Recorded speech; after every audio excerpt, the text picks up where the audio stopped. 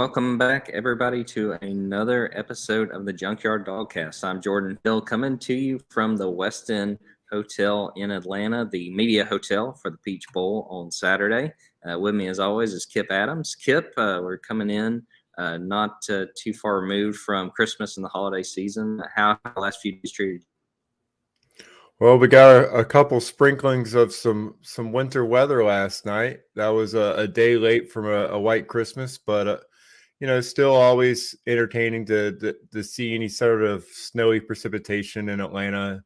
It's always an adventure when we get that type of weather, and with that came a water boil advisory for my neighborhood as our water pressure went down to almost nothing. So, like I said, with any sort of weather in Atlanta, it's always fun and new challenges for us. But I thought the holidays went pretty well. Another good week of football.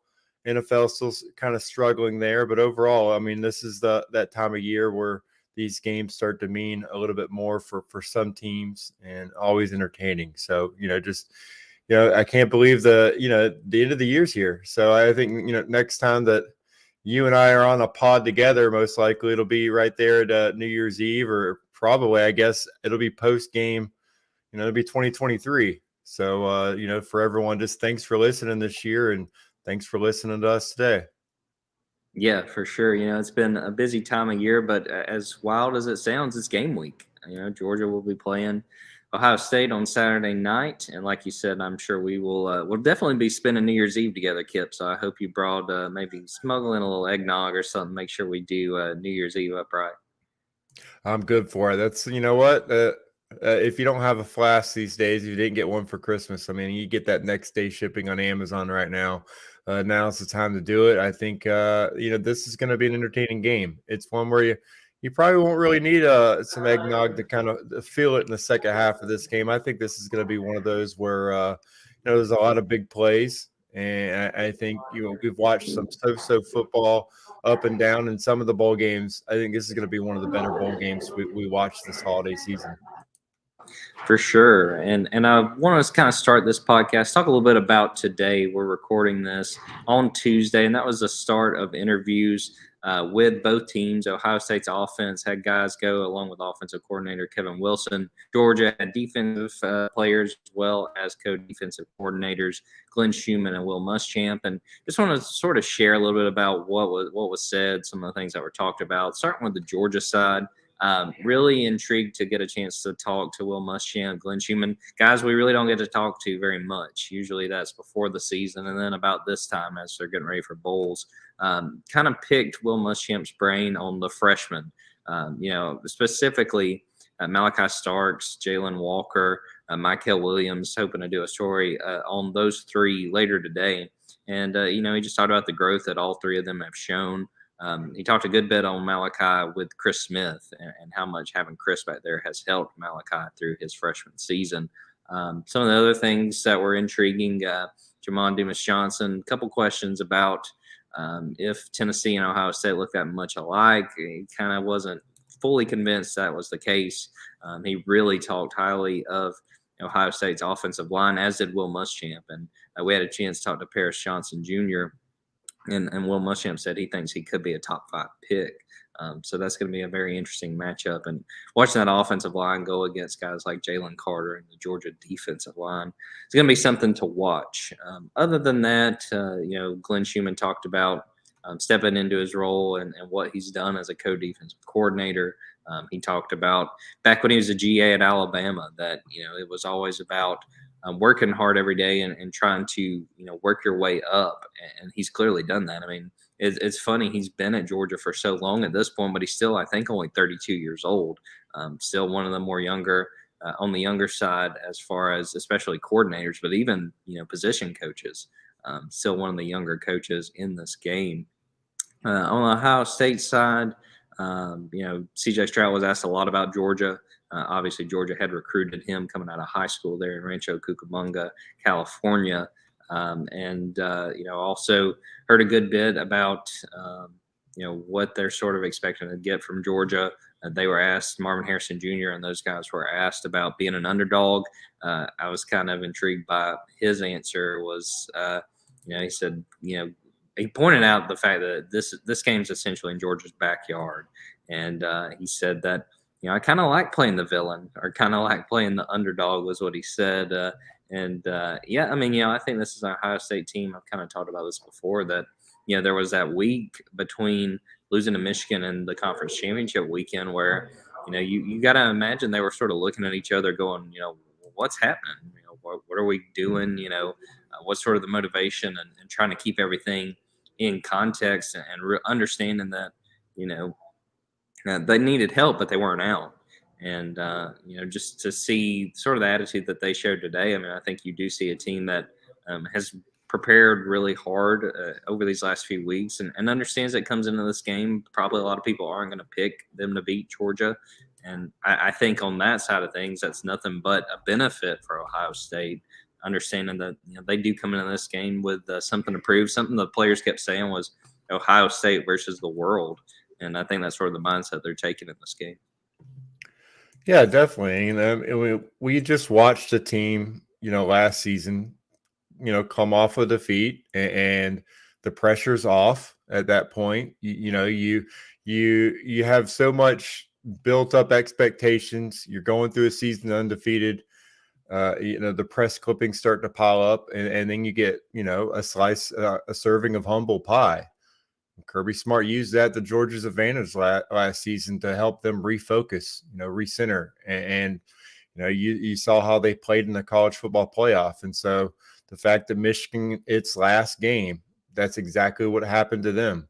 I mean, Ohio State, that's exactly what happened to them against Michigan. You know that those players, again, they've been humbled. They've seen what happens when they don't play their best game. And yeah, often, the teams bounce back from that. You look at the last time Ohio State won a national championship, it was because they got counted out due to injuries. And so I think, yeah, there are some the storyline and the blueprint's been set where you can bounce back from a loss and really, play your best football. I think so. That is definitely something that, Georgia can't look at different excuses or storylines. They're always going to get the other team's best no matter what. And I think we're in the playoff now. This is it. There's no margin for error. There are no excuses. Both teams are going to come out, with their best game plan. I think of all the games, this game is that one where the coaches are really going to have to earn their paychecks. This is a college football fan's dream matchup, just with the different matchups, different schemes. Who's going to be able to adjust the best, because there are a lot of big time playmakers on both sides of the ball in this game.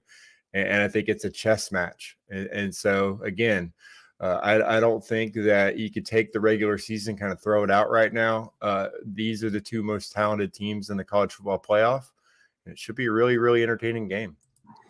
Yeah, fascinated to see what we hear these next few days. Getting a chance to talk to tomorrow, we'll talk to Georgia offensive players and Ohio State defensive players, as well as coaches, coordinators for both of those units. And then crazy stuff, Kip, Wednesday and Thursday. And I think you might wind up being there with us.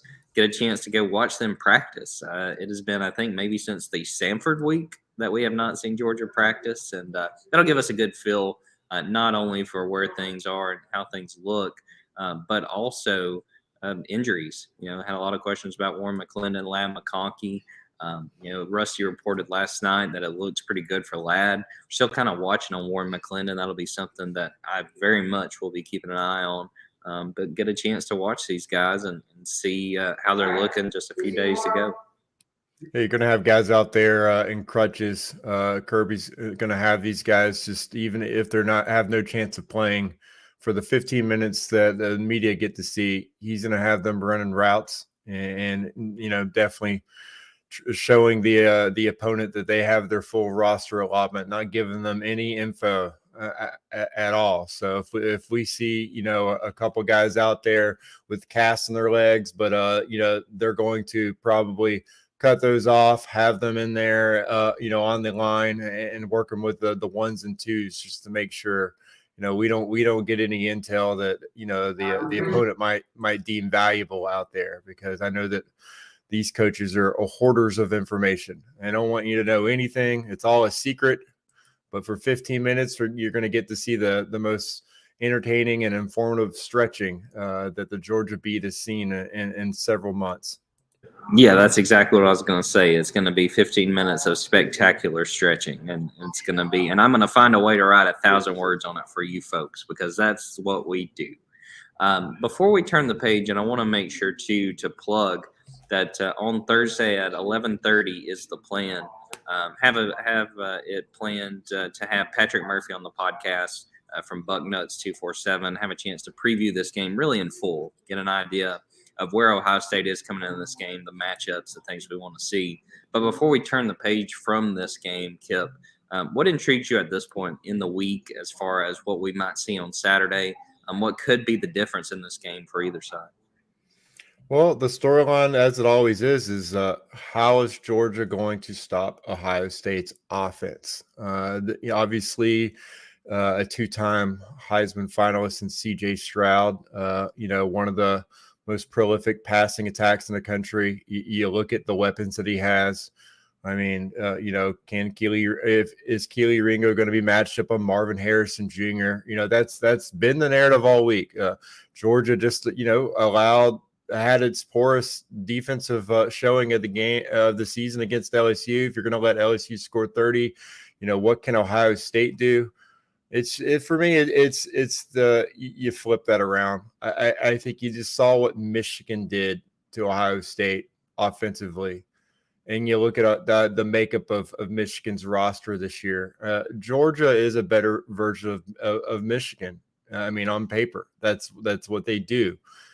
And so I think offensively, I think Georgia is going to be able to. I mean, I think they have the ability to score over 30 against Ohio State, and I think they're going to be able to just pound the Buckeyes into submission. And so that's kind of what I want to see. Can that offensive line, snubbed for the Joe Moore Award for the second year in a row by the Michigan offensive line again, can they show out against an Ohio State defense that, has some holes in it? And I think you look at the fact that A.D. Mitchell is close to 100% as he's been all season. And then, Lab McConkey, he's going to be close to 100% as well. Stetson Bennett's going to have his weapons to choose from. And I think there's going to be situations there when Ohio State is keying in on Kenny McIntosh and Brock Bowers, where Stetson's going to be able to attack them in the slot and outside down the field. And I think he's going to have, again, in the college football playoff, an outstanding performance in the semifinals. That's what I'm looking to see. If they keep Stetson Bennett clean the pocket, he's going to pick them apart. You mentioned the Joe Moore Award, and I was sure to ask Cedric Van Pran, basically, was that talked about at all? You're not winning that? And he was like, that's a tricky question. And he was like, we've talked about it, but we're going to try to keep the focus on the team. So, I mean, I do think that those guys cared about that, and I think that they do have a little bit of a chip on their shoulders. And to me, the word of this game, and this is nothing new, it was brought up today with the interviews, physicality. How does Ohio State match Georgia's physicality? To me, that determines if this is a close game or if it's a game where, people like Kip and I are kind of wrapping up our stories by the time we get to the fourth quarter. And that's sort of my thought on what we'll see on Saturday. So before we get into what happened last week with not only Georgia signees and also the transfer portal, we're going to take a quick break, but we'll come back, talk about Georgia adding 2 really big wide receivers and adding a ton of talent from the high school ranks.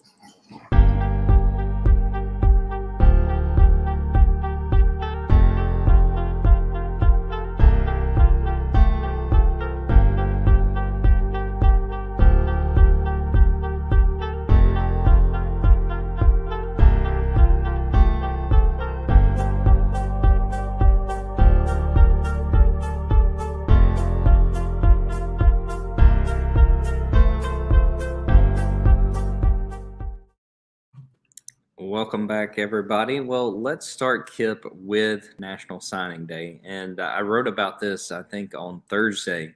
But, I kind of called it boring. But on National Signing Day, when you're a team like Georgia, boring is good. Nothing necessarily was a surprise as Georgia signs 25 players, cements what we already were expecting to be the number 2 class in the nation. Kip, what did you take out of National Signing Day? Really looking at the high school prospects, the guys that Georgia added in the 2023 cycle, and the guys that will have a chance to make their mark in 2023 and beyond. Well, the number 2 class in the country, I thought that overall, Georgia filled its needs.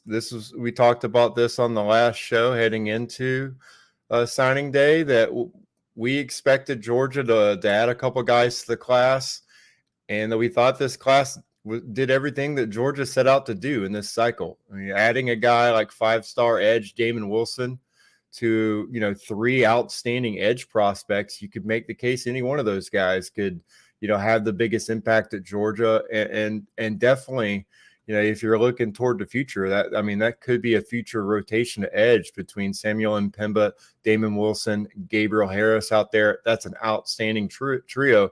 It might not even be the best trio of players on defense that they signed, just because again, that linebacker trio that Glenn Schumann had already amassed, and Raylan Wilson, Troy Boyles, CJ Allen. It's really a strong class from top to bottom there. And kind of 2 things stood out to me overall is looking at this class is the average rating, 93.69. I looked at the last 5 classes. That's the highest rating per player that Georgia's had in this last 5 classes. So that tells you, again, the talent level that Kirby Smart and his coaching staff brought in. These last couple of signing classes have been outstanding for Georgia, but this one per player, highest rating. And again, that's still including, a kicker who I think the ceiling on those guys is 80 to 82.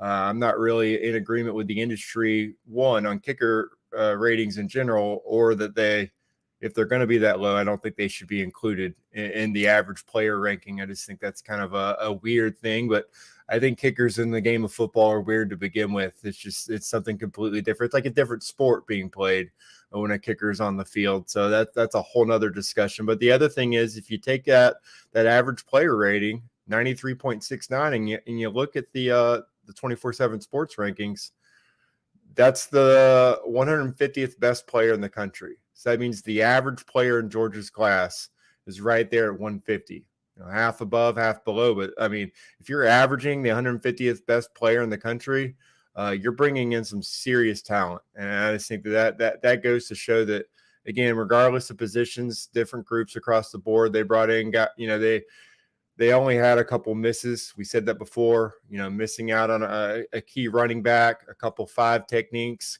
If any of those impact guys enter the transfer portal, those are positions Georgia would definitely look at. But, adding, again, Damon Wilson, Jordan Hall, the top 100 defensive tackle from Westside in Jacksonville, big get there as well. I think that Georgia, they answered all their needs, and this is a class that will continue to the stockpile roster that is at worst in the top 2 in the country, and that's how you compete for national championships on an annual basis, is by doing exactly what Kirby Smart's doing right now with that roster.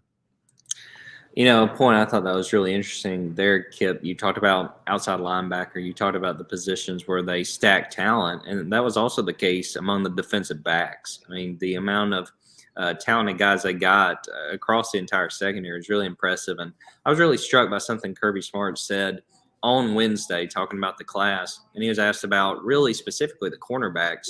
And it was an interesting point he brought up that, really – at this point, you don't recruit for a specific position among the secondary. He said, playing in the secondaries can become more about matchups, and you get guys. And we've known this too. They talked about it back in fall camp about how they cross-train these guys. They look to see where they fit best, move guys around, get them in position to play different positions, not only out of necessity if somebody gets hurt, but just to try to fill and try to figure out who fits best where.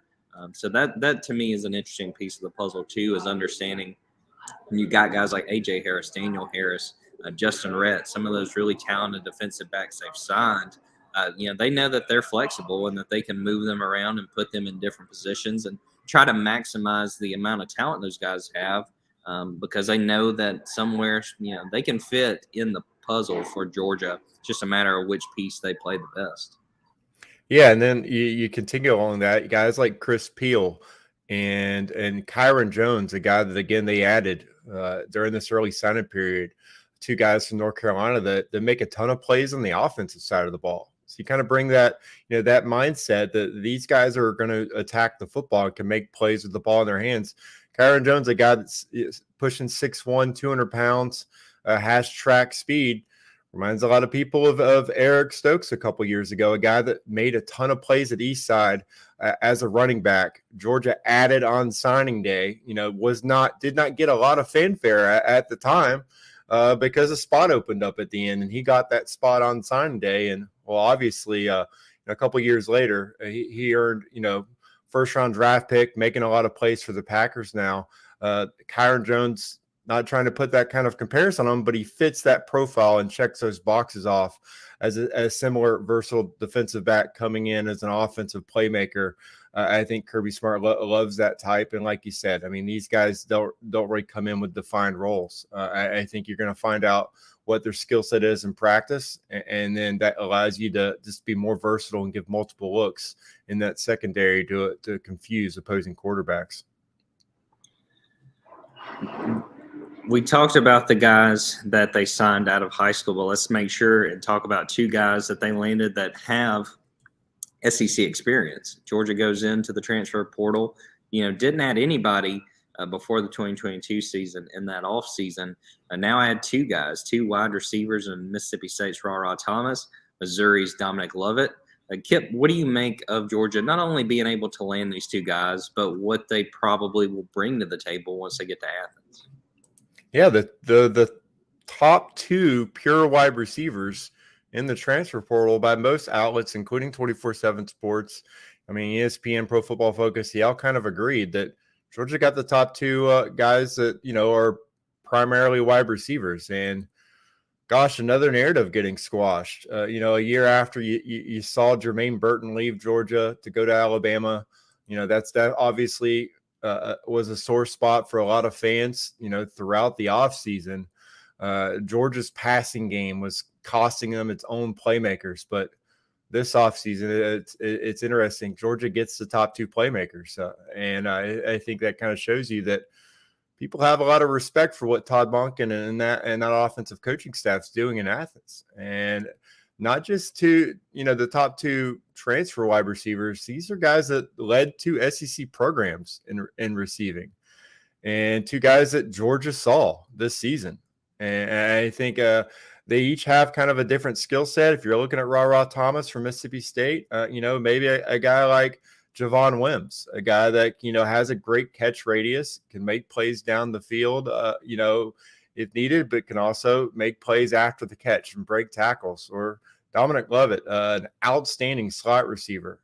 I think, you look at a guy that had, I think, 846 receiving yards last year for Missouri, a team that, again, was very consistent, had its up and downs, and kind of been decimated by the transfer portal so far this season. But Georgia benefited from that. I think he's a guy that, you're looking for depth. When Lad McConkey gets hurt, when A.D. Mitchell gets hurt, Georgia's offense took a noticeable step back. And these are guys that can directly come in, if not start, be right there with A.D. Mitchell, with Lad McConkey, making sure that Georgia's quality of play does not go down while they're rotating these guys in. I just think Georgia made the wide receiver position a major priority in the transfer portal. We talked about that position being kind of an issue. They didn't have the depth they needed toward the end of the year, and they got their guys. And I think that's a credit to the Georgia's outlook for next year, but also just this coaching staff. Like I said, they are elite recruiters, and they obviously did an elite job getting their biggest needs already answered in the transfer portal. Yeah, I'd say Frederick Meredith hit it pretty well on the head. Kirby ain't playing, is he? I think that was a huge statement for them to be able to go out and get those guys, especially at the wide receiver position. Like you said, Kip, a position that's been much maligned. I mean, there was talk in the season, when is Georgia ever going to have another 1,000-yard receiver?